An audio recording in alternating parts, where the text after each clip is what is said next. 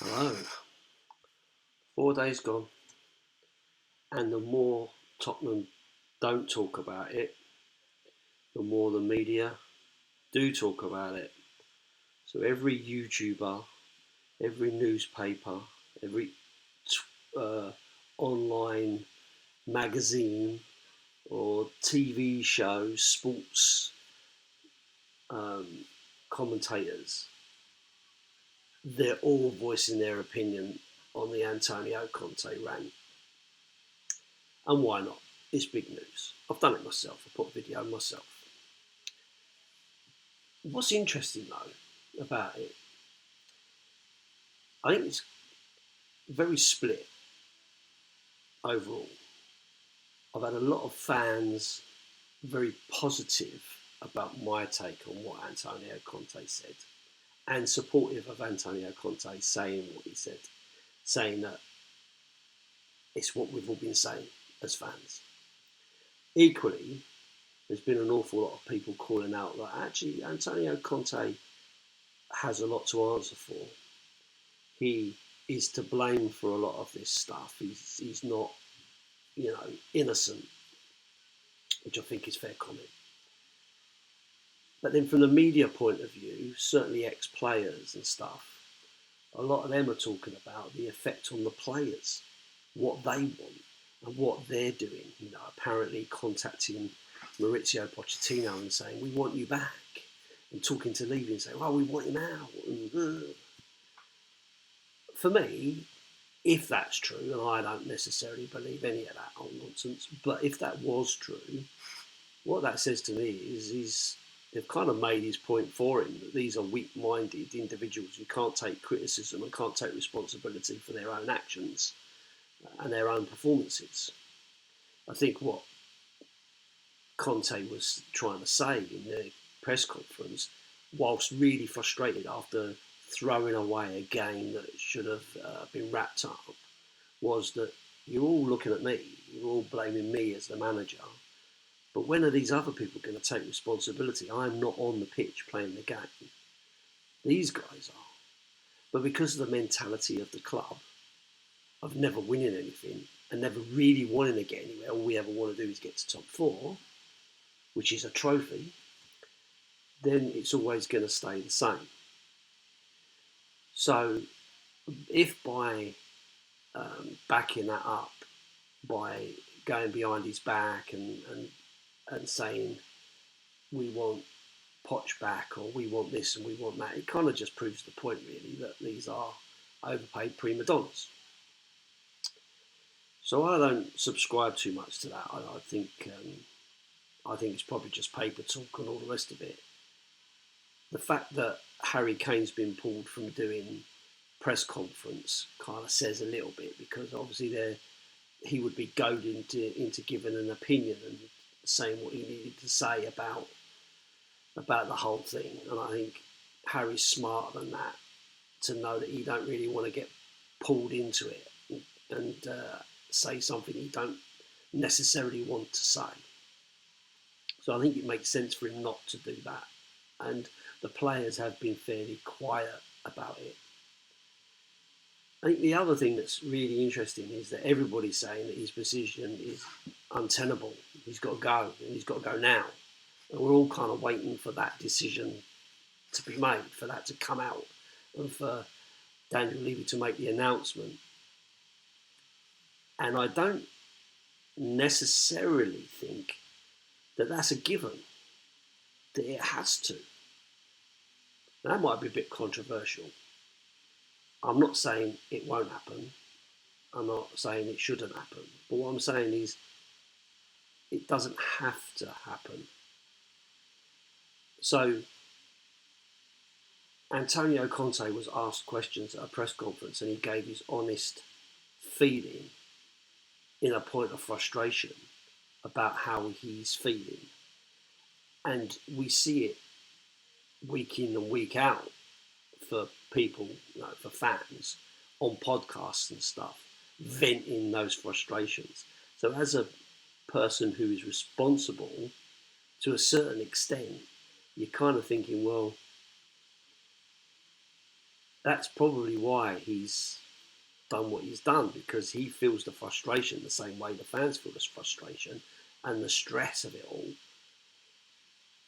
and he wants someone to blame. You're never going to look at yourself and go, it's all down to me. I'm sure he would look at it and go, I have to take some responsibility for it. But ultimately, he's going to believe in what he's doing. He's going to believe in his system. He's going to believe in his idea of what he wants to see and what he wants to do. So it makes sense for him to kind of call out the players to that extent.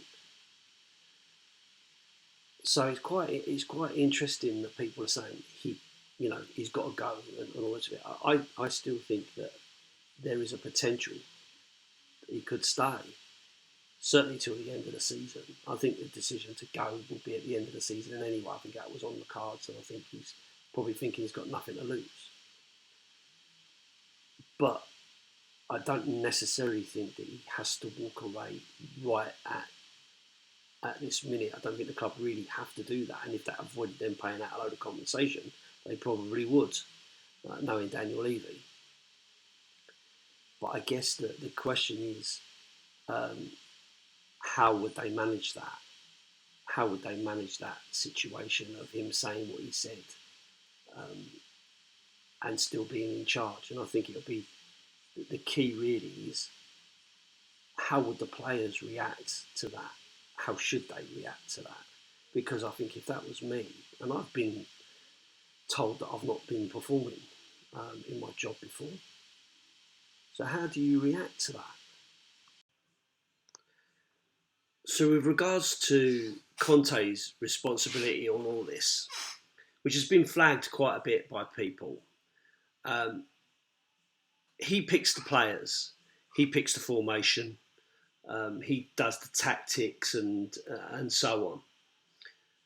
And his assertion that he hasn't been backed kind of doesn't really hold that much water, because we have brought in, let's say brought in rather than brought in a number of players. Forrester for a backup for Hugo, which we know we needed. Perisic for left back, which we knew we needed. Letting Region move on. Bissouma, we knew. Lately Porro adding for the right wing back role. Danjuma, Spence, previously Kulusevski, Bentancur, Romero, and then we brought in Lenglet, Sarr, and Richarlison. So we have spent some money, whilst some of these have been loans and all those kind of dodgy deals that are being done now, just to make sure that we get across the line and don't spend too much money in one go and all that sort of stuff. But he can't say that he hasn't had players brought in. The question really remains, which of these players did he identify? Which of these players did he actually ask for? Or what's the process? Is the process that Conte says, I need a left wing back, I need a defensive midfielder, I need a backup goalkeeper, I need, or does he say, I want Ivan Perisic to fill this role? Mr. Paratici, go away and get him. And that's the difference, right? Did he ask for these specific players? And if he did, you've got you asked for, mate. It's up to you then to turn them into the team that you want. These are the guys that you wanted because you trust them, or you like the way they play, whatever. Or if it's not that, and it is a case of these are the positions that I want, go and get me the best that you can get, and the best that we can get is what we've got in this list, then what level of input did you get in that? Did you go, what do you mean, Spence? Yeah, all right, for later on, but not for now. I still need Pedro Porro. Okay. Or is it a case of, you get me the players and I'll put them to the positions and so on? Or did you get no say at all? In which case, here's a load of old rubbish, you get on with it, Bush. Now, if that's the case, did you know that before you took on the contract? Did you know that that's how we were going to do business? Did you know the level of input you were going to have? And if you knew the level of input you were going to have, why are you bitching about it now? Because you probably shouldn't be, right? So he has to take some responsibility for it all. But he's not gonna, because he's a human and he's going to talk about what he sees. If you're a manager or anything, you know your strategy is, I'm going to do this, and that's going to lead to that. But then if someone doesn't do it in the way you want them to do it, then you've got to tell them exactly how you want them to do it. If they're then not doing it in the way that you want to do it, even though you've told them how you want them to do it, then the question is this a will do, won't do, can do, can't do?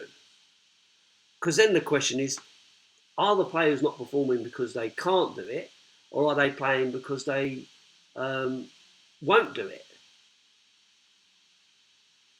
And the question then is, where do you go from there? And is that why he felt the need to call them out as a collective?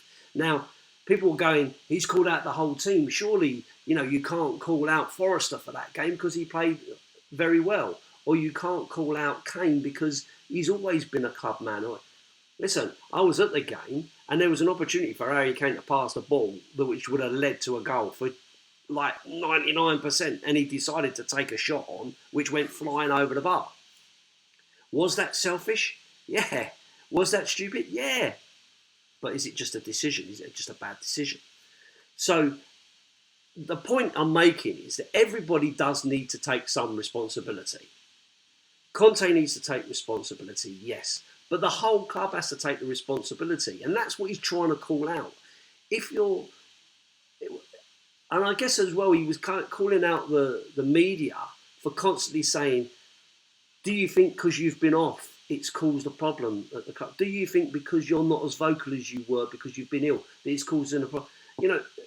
And what he's saying is, it's excuses. It's excuses all the time. These are professional players getting paid a lot of money to perform. They're not performing. I keep telling them, I keep saying it. I've tried to hide it from the media, but the reality is I now need to call it out because you've just seen it for yourself. You've just watched this shower of shit. Right? And I'm not going to take responsibility because I believe these players should be good enough.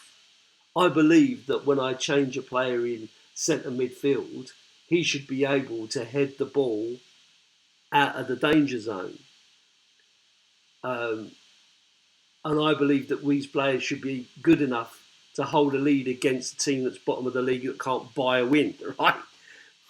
So I understand it. I get it. I get where he's coming from.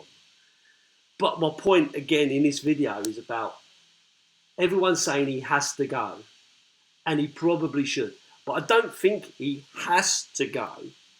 It really depended on what the relationship is like with the board, what he said to the board, and what the perception of the board is going forward about what it's needed. Did the board watch that game and think to themselves, what a shower of shit, them players were rubbish today? Or did they think Conte made a right balls up there with his substitutions or his tactical nous or whatever it was?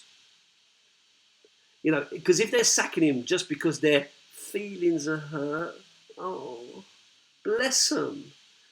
My feelings are hurt every week when I have to face Arsenal fans, West Ham fans, giving me shit for supporting this club, right?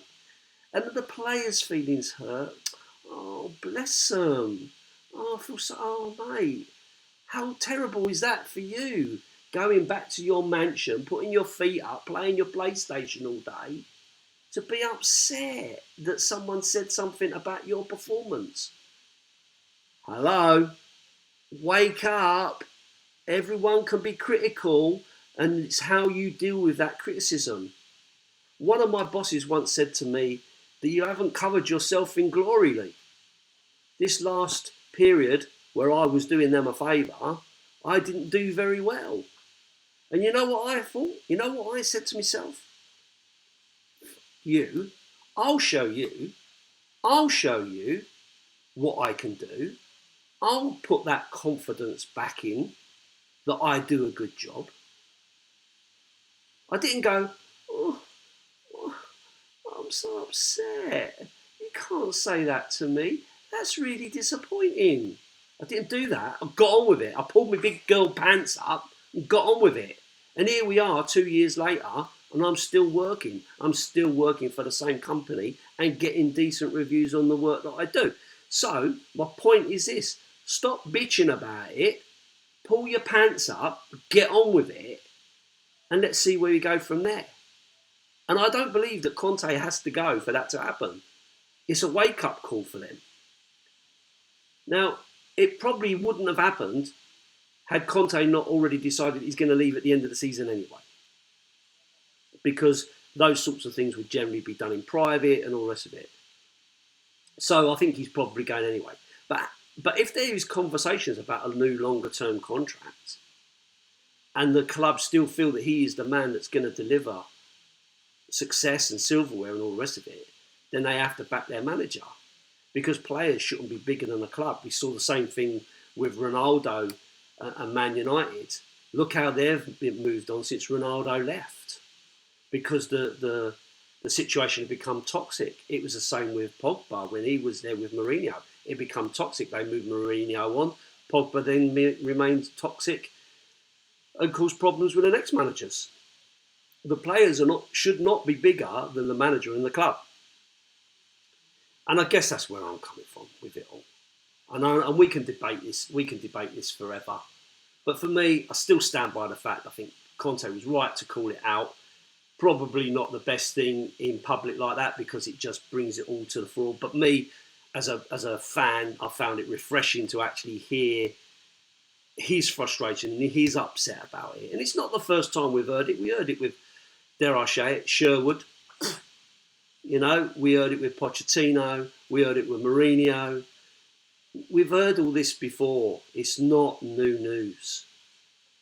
And so we've got all the podcasters and all the media companies around the country and around the world, indeed, all talking about it. But anyway, we move on. We move on. Likelihood is he's going to get the sack. They're going to have to pay him off for the sake of another month. Makes no sense, you know, another 5 million quid they're talking about to get the sack. I mean, I wish they'd paid me off for saying something about the company. If that was me, it'd be summarily dismissed. Off you go, mush. Don't worry about it. No compensation for you. But anyway, that's just the craziness of football, I guess. Lastly, just want to say thank you very much for all of those people that have now subscribed to the channel. I now have, I think I've gained something like 104 subscribers over the last couple of weeks since I was on the Chris Cowling show. So thank you for that. Thank you for all the likes. Thank you for all the comments. I've tried to reply to it, but there's been so many, and some of them were very similar. So I've tried to reply to as many as I can. So thanks. If you're not subscribing and you'd like to, I'd appreciate if you did. If you want to leave a comment on here, great. I'll try and answer those. I'm hoping that my sound is better today than it was in the last video. There was some kind of washing noise. I think it's coming from the laptop, actually. I think it's the laptop that's fan that's going, and the microphone's picking it up. We'll see. But hopefully it doesn't spoil your enjoyment of this video. And I'll see you all in the next one. Up the Spurs.